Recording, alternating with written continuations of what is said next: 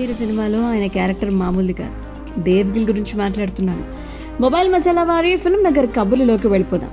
ఇందుకీ ఇప్పుడు ఆయన ప్రస్తావన ఎందుకు వచ్చింది అంటే, డైరెక్టర్ రాజమౌళి గారి వల్లే తనకు పేరు వచ్చింది అని చెప్పి దేవ్గిల్ గారు అన్నారు. హైదరాబాద్లో అహో విక్రమార్క అనేటువంటి సినిమా టీజర్ లాంచ్ ఈవెంట్లో తన ప్రయాణాన్ని గుర్తు చేసుకుంటూ డైరెక్టర్ గారిపై ప్రశంసల వర్షం కురిపించారు. తల్లిదండ్రులు పూణేలో నాకు జన్మనిస్తే రాజమౌళి గారు నాకు నటుడిగా పేరొచ్చేలా చేశారు. 15 ఏళ్ల క్రితమే ఆయన దర్శకత్వంలో నటించడం అదృష్టంగా భావిస్తున్నాను. ఈ మధ్యనే నేను ఒక ప్రొడక్షన్ హౌస్ని కూడా స్టార్ట్ చేశాను. రాజమౌళి గారి టీం సహాయంతోనే పూణేలోనే అహో విక్రమార్క సినిమాని నిర్మించగలిగాను. విలన్గా మీరంతా తెలుగు ప్రేక్షకులందరూ కూడా నన్ను ఆదరించారు. ఈ కొత్త సినిమాతో మిమ్మల్ని సర్ప్రైజ్ చేయబోతున్నాను. డాన్స్ ఫైట్స్తో వినోదం పంచుతాను అని చెప్పి అంటూ రామ్ చరణ్ గారి గురించి మాట్లాడుతూ, చరణ్ నా హీరో, కథానాయకుడు ఎలా అవ్వాలో ఆయన చెప్పారు. తను నాకు స్ఫూర్తి.